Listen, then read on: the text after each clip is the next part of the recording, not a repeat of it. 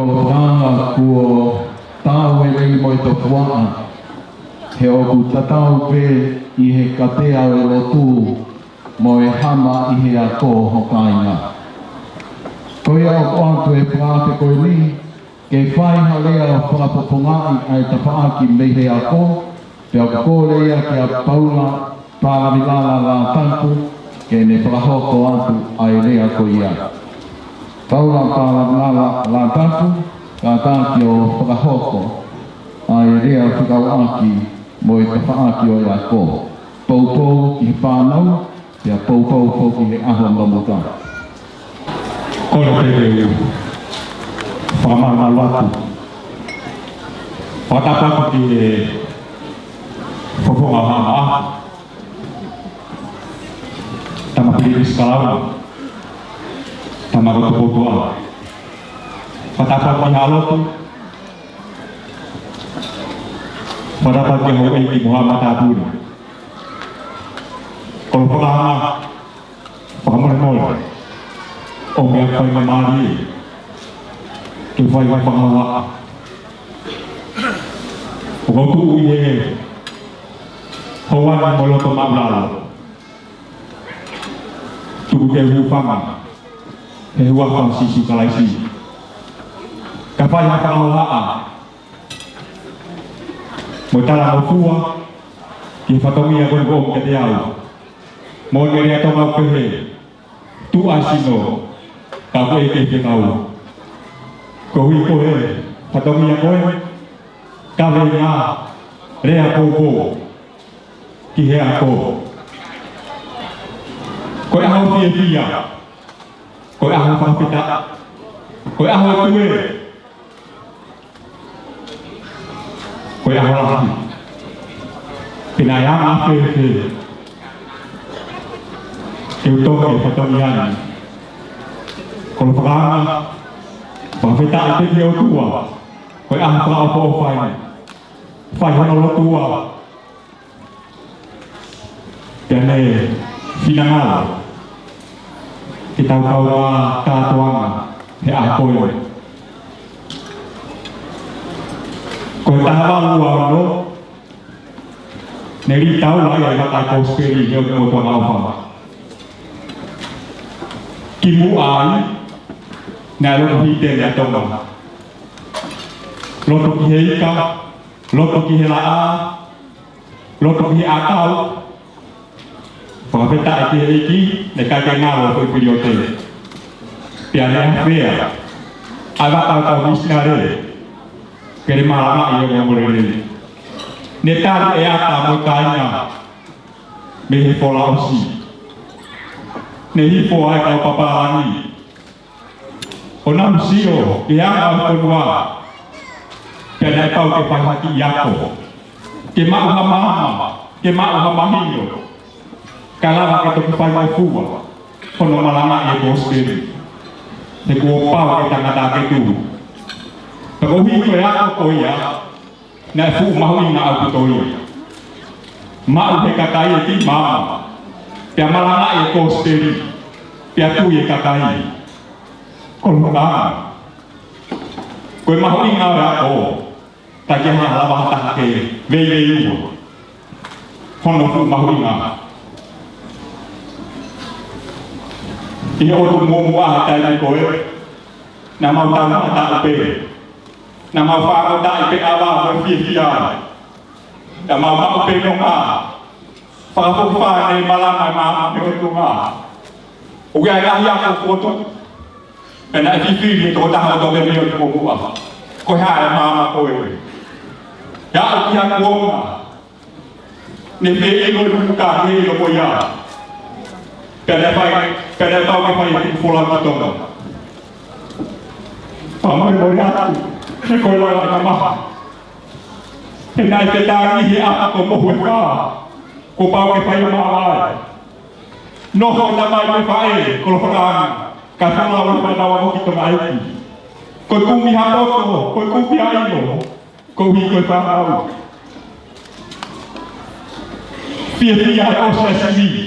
Foki mai ki o to mumua. Christmas koe whaustata. Ko te wanga koe, i whetu tuku ki toka. Te whanamoa tanga e mamahi, koe o iawe.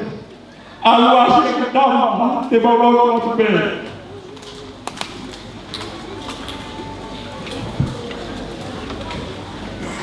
Amusia ko haeti.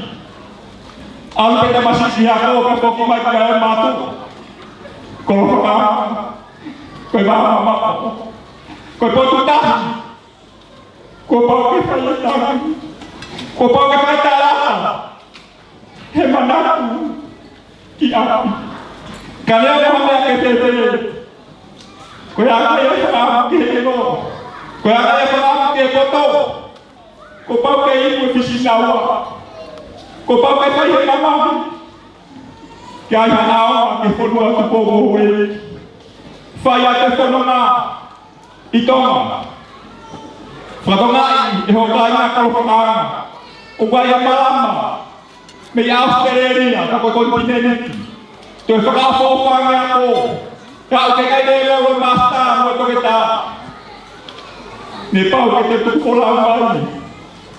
Pokana ki he poroan ko hawa te he tau ko te maha ino ko te maha opo ko poroan tari mai ya mai ki poroan ko me a poroan ko poroan ya te ho kai ngā ngā ana ka te kei a kueo pe a kai te kai ko ngā ue ko se ni ke pa ke fa ya ke fa ko na te ke si ko fi ha la mo tu ta ta ma ma ya ko ta la ko no fa ta mai ki ko ya na ki mai ka skola si ko pa na ko fa mo na ta ma ri e fo no ki ya ko du e si ki ya te a ya ko Tagata, me filho como qual é a história? Não tomava nada, estava previsto toma. Que ralo foi povo, que ralo foi matar a Rony. Qual é a foto do filho? Foco de rabo, foco de rabo. Tatari vai tocar. Morre ele tava perdendo.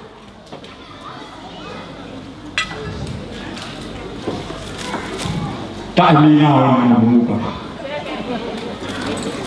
no muka tak ingin kita tak ingau ke kiloma tak ingau ke maa tak ingau ke mas koto mai itu tatama koe rio na no tatama oleh bang ke sendiri tak ingau pertama ke ini sama beri sekarang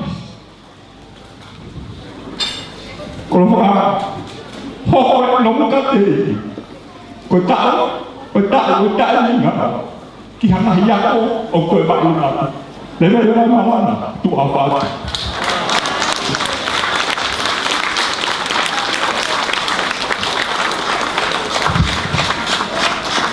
Hoi ki mo tau kāinga mo toi paspasi i mai e lea whakatoloa koe ni, whakahoa koea e Paula Palavala la tapu. Kolo whakaanga hage koea na e whai ki ai e whakaana wā, ko e lau o rive i he lotu pia mo ia ko. Pia ko mahama ia kolo whakaanga i he mui fui wā.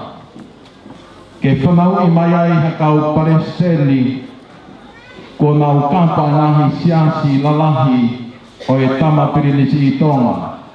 Siona le patoa ko e Palestini o e siasi waisiana tawataina o tonga. Sialu te perimafi ko e Palestini o e siasi tonga hou eiti. Pea pehe foki ki hana koha toke tāwhike mahi. O a mai te lotu ai aho pitu ko e tangata eki Palestini ko teki pāhulu kua ne mama o atu. Pea ko ia e koro whakaanga o ha mahino ai tau moloto e alo opa mei mo unga. Pea whiao mo e whitu una He kua whae mai moa ai lulutai, pea whamamalini ai o utumeri e hono kakai. O kua ukore te u whakalo atu, kai whamanatu a te ki e whanau o nomuka, ai mahu inga o elea nei toki o si.